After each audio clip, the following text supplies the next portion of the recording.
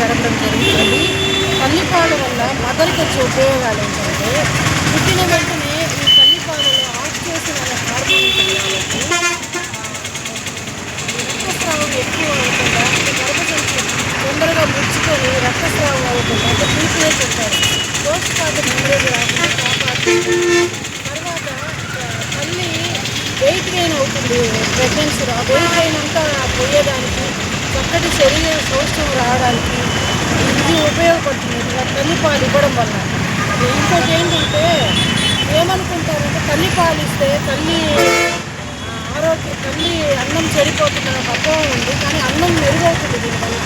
కాబట్టి ఈ అపోహ నుంచి విడిపోవాలి. ఇంకోటి ఇది గర్భిణీ నిరోధకంగా కూడా పనిచేస్తుంది. తల్లిపాలు ఇచ్చేటప్పుడు ప్రెగ్నెన్సీ చాలా వరకు రాదు. ఇంకోటి ఏంటంటే, పుట్టిన వెంటనే ఇది తల్లికి బిడ్డకి మధ్యలో ఒక చక్కటి బంధం ఏర్పడుతుంది అన్నమాట. అంటే బిడ్డ కూడా సెక్యూర్గా ఫీల్ అవుతాడు మదర్ దగ్గర. సైకియాట్రిక్గా కూడా సైకలాజికల్గా బిడ్డ స్ట్రాంగ్గా డెవలప్ అయ్యేదానికి ఉపయోగపడుతుంది. ఇంకోటి ఈ తల్లిపాల వల్ల తల్లి ఎప్పుడంటే రాత్రి లేచి డబ్బాపాలు పట్టాలంటే వేడి నీళ్ళు కాచుకోవాలి, దాన్ని కలపాలి, ఇవన్నీ కష్టం అవుతుంది అన్నమాట. ఈ తల్లిపాలు అయితే రెడీమేడ్గా తల్లి దగ్గరే ఉంటాయి కాబట్టి ఉష్ణోగ్రత కూడా కరెక్ట్గా దేవుడు ఏర్పడుతుంటాయి కాబట్టి తల్లికి ఎటువంటి కష్టం ఉండదు ఈ ఫీడింగ్లో.